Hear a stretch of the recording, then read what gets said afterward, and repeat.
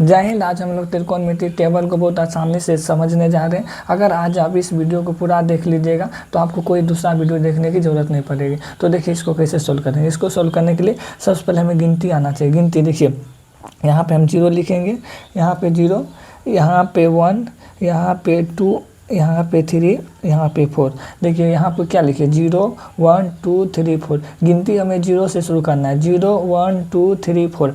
अंतिम में क्या आया 4, तो ये 4 से सब में भगा दे देना। 4 से सब में भगा दे देते हैं।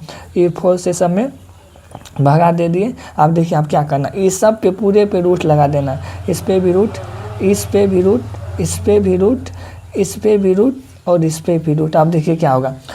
अब देखिए इसको सोल्व करते हैं। यहाँ पे क्या है अंदर रूट 0/4।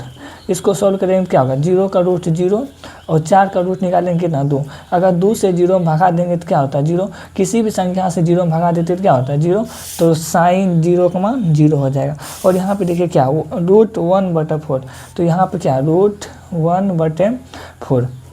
1 का रूट कितना होगा 1 और 4 का रूट कितना होगा 2। तो 1/2 हो जाएगा। तो इसका मान कितना होगा, इसका मान होगा 1/2। यहाँ पे देखिए क्या रूट 2/4, यहाँ है रूट 2/4, यही है। अब देखिए 2 का रूट नहीं निकलेगा तो ये रूट 2 हो जाएगा। और 4 का रूट कितना, 4 का रूट 2 है। इसको हम ऐसे लिख सकते हैं, यहाँ पे 2 है, 2 को हम ऐसे लिख सकते हैं रूट 2 गुना रूट 2। क्या कि गुना करेंगे तो फिर 2 हो जाएगा। तो हम इसको ऐसे लिख सकते हैं रूट 2/2 को हम क्या लिख सकते हैं रूट 2 गुना रूट 2। ये दोनों कैंसिल हो जाएगा तो क्या बचेगा, ऊपर में कुछ नहीं तो 1/√2 यही बचेगा। तो इसका मान क्या हो जाएगा, इसका मान हो जाएगा 1/√2।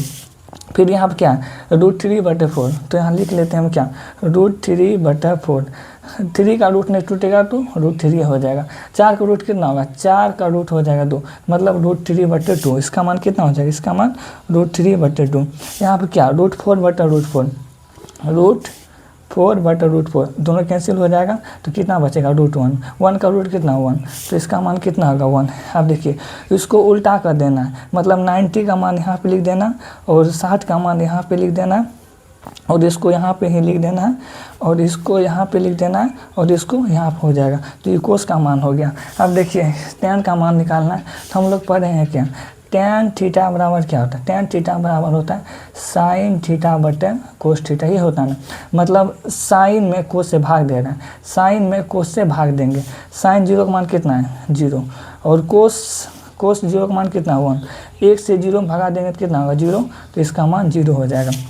फिर देखिए साइन 30 का मान कितना 1/2 और कोस 30 का मान कितना रूट 3/2। यहाँ से देखिए E2 और E2 कैंसिल हो जाए तो क्या बचेगा 1/√3 ये बचेगा। तो इसका मान कितना होगा, इसका मान हो जाएगा 1/√3। और यहाँ पे क्या है साइन 45 का मान है 1/√2 और कोस 45 का मान भी कितना 1/√2। E√2 1 1 कैंसिल, सब कट जाएगा सिर्फ 1 बचेगा। तो tan 45 का मान कितना 1। अब देखिए साइन 60 का मान कितना, साइन 60 का मान √3/2। फिर देखिए उसके बाद कोस 60 का मान कितना 1/2। E2 कैंसिल, कितना बचेगा √3 बचेगा सिर्फ। देखिए E2 कैंसिल, सिर्फ बचेगा क्या √3। तो इसका मान कितना हो जाएगा, इसका मान हो जाएगा √3। अब देखिए साइन 90 का मान कितना है, साइन 90 का मान 1 है और कोस 90 का मान कितना 0। तो कोस 90 का मान कितना 0। अगर 0 से किसी संख्या में भाग देते हैं ना तो अपरिभाषित हो जाता है। 0 में किसी संख्या से भाग देते तो 0 होता है।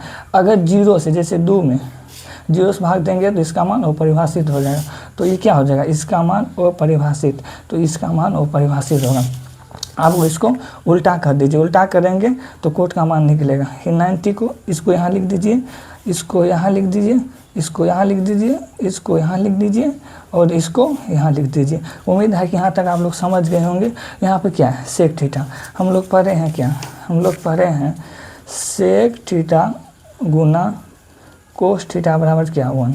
तो सेक थीटा बराबर क्या होता है 1/कोस थीटा, मतलब सेक थीटा जो है ना कोस थीटा को उल्टा होता है। तो सेक का मान क्या निकालेंगे, एक का उल्टा क्या होगा, इसका उल्टा कर देंगे। सेक का मान निकालने के लिए कोस का उल्टा करेंगे। क्या है कि सेक जो है ना कोस का उल्टा है, उल्टा है। तो एक का उल्टा कितना, एक का उल्टा 1, इसका उल्टा करेंगे तो यहाँ क्या है √3/2 है। इसको उल्टा करेंगे तो 2 पर जाएगा, √3 नीचे आ जाएगा। तो इसका मान कितना हो जाएगा, इसका मान √3। फिर इसको उल्टा करेंगे, यहाँ पे क्या 1/√2, इसको उल्टा करेंगे √2 पर 2 नीचे, 1 में नीचे में 1 का कोई मान नहीं, तो यहाँ पे क्या आ जाएगा √2। आप देखिए cos 60 का मान कितना 1/2, 1/2 इसको उल्टा करेंगे तो 2 पर जाएगा, 1 नीचे, नीचे में 1 का कोई मान नहीं, तो इसका मान कितना होगा, इसका मान हो जाएगा 2।